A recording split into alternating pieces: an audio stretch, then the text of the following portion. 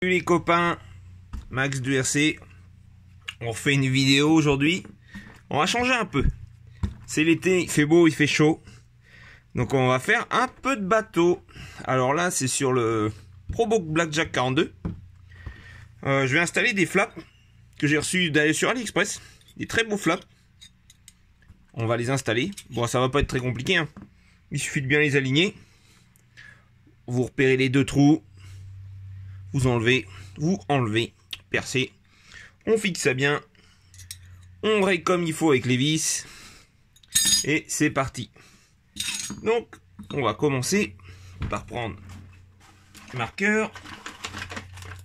Hop. Je vais repérer tous mes trous. Je m'aligne bien comme il faut. À peu près là. On n'est pas trop mal. Tac. Tac. Forcément, ça n'a pas marché. Alors, on recommence. On voilà déjà de 1. On va faire comme ça au pire. Des fois... Oh mince, tiens, mais les écrous, ils me collent à la peau. Ouh. Là, puis là, la caméra, j'ai trouvé un autre système de fixation. Normalement, ça devrait pas chauffer. Donc, je devrais être tranquille. Au préalable, j'ai déjà préparé un fourret de 4.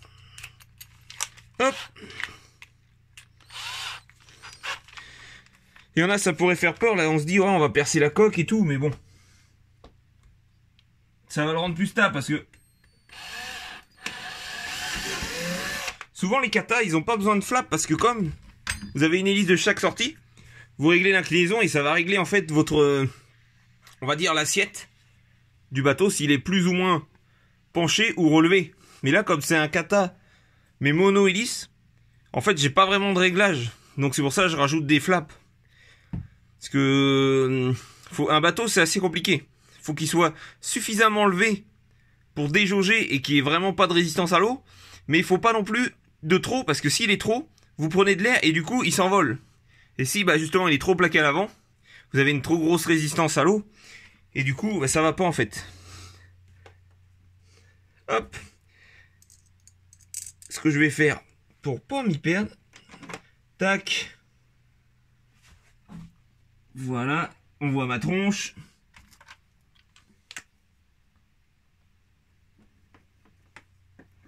Voilà, impeccable. Au pire, ce que je vais faire, je pense en caméra, on va en faire un. Parce que l'autre, c'est la même chose. Donc, je vais pas vous répéter. Je vais pas vous ennuyer trop longtemps. On va en faire un. Ensuite, je mettrai en off. Et je vous ferai voir ce que ça donne. Donc là, je suis percé. Là, je vais monter provisoirement comme ça. Je réglerai après les vis. Donc, comme ça. Je viens tout de suite mettre mes deux BTR. Ouais, je les ai attendus un peu, ces flaps-là, mais... le résultat est quand même pas mal. Hein. Rouge avec le petit liseré, là, anodisé, là. Petit fraisage, ça rend vraiment propre. Plus, bah, le Blackjack, il est rouge et noir et blanc, donc... forcément, ça va bien lui aller. Je vais tout de suite le retourner. Hop. Tac. Je suis pris dedans. Ouais, c'est bon. J'ai la place de mettre les écrous et tout tranquille. Alors. Hop. On va tout de suite. Hop. Alors là, faut viser. Hop. On va jouer aux équilibristes. Tac. La rondelle. Et bien sûr, bah, je ferai un test dimanche. Parce que dimanche, bah, je vais à mon club de bateau. Si ça vraiment, ça prend l'eau par là, je pense que on mettra ce qu'il faut pour étanchéifier et puis pour être tranquille.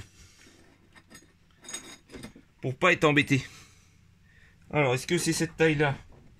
Yes. C'est des écrous en 7, mais j'ai pas trop la place. On va prendre... Oh, ça a volé. Ça a volé. Tac. Je viens bien serrer tout ça. Bon, sans trop bloquer, parce que j'en ai un autre à mettre.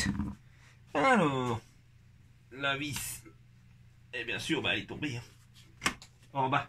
Décidément, je suis un peu manchot là ce soir. Ah, c'est parce que j'ai bien mangé, plus j'ai juste tondu avant l'heure. Un petit peu fatigué.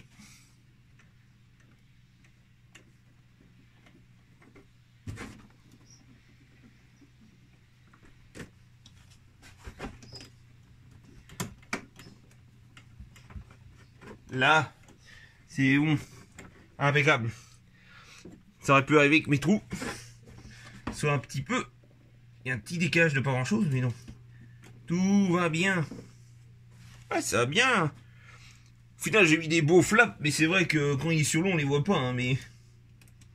Quand il est exposé, ça fait joli. Ouais, du coup, le blackjack, franchement, j'en suis très content, moi. Par contre, dès que vous le lavez, il faut absolument le passer en double refroidissement à eau, parce que ça a tendance à chauffer quand même dur. Mais vous avez tout prévu, hein. Le gouvernail est déjà prévu pour 2, mais ils n'ont mis qu'une durite. Donc il suffit juste de racheter un cracheur. Moi j'appelle ça un cracheur. Et de racheter de la durite.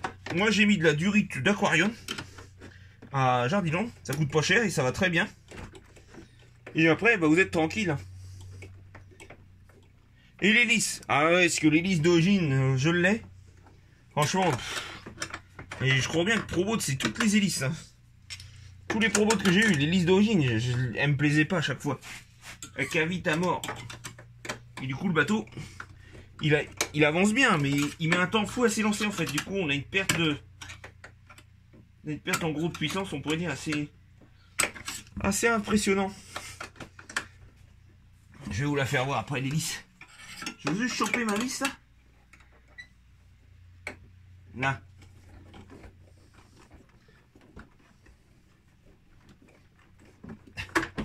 Coupir.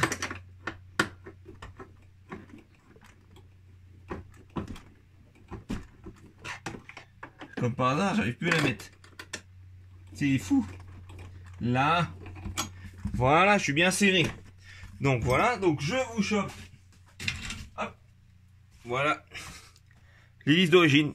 Une bipale. Je crois en... Alors.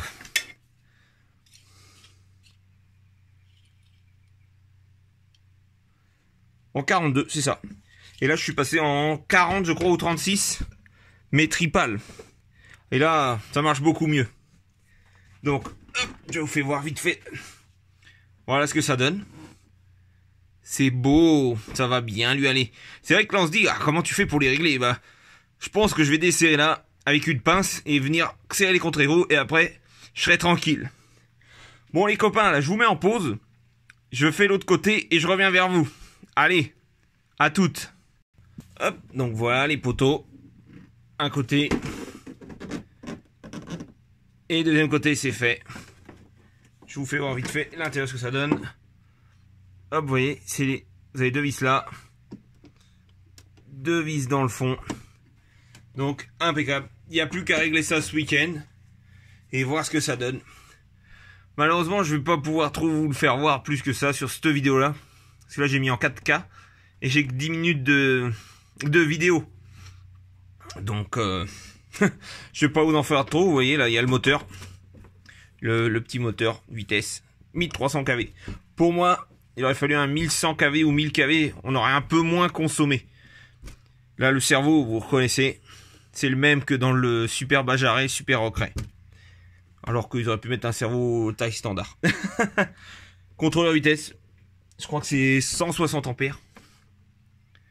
Et là, ça c'est top pour graissage. Ça vous foutez pas de la graisse partout. Ça, c'est vraiment nickel. Bon, sur ce, les copains, moi je vais vous laisser. Puis je vous dis à plus tard. Et bonne soirée, bonne matinée, bonne journée à vous tous. Allez, à la prochaine. Salut!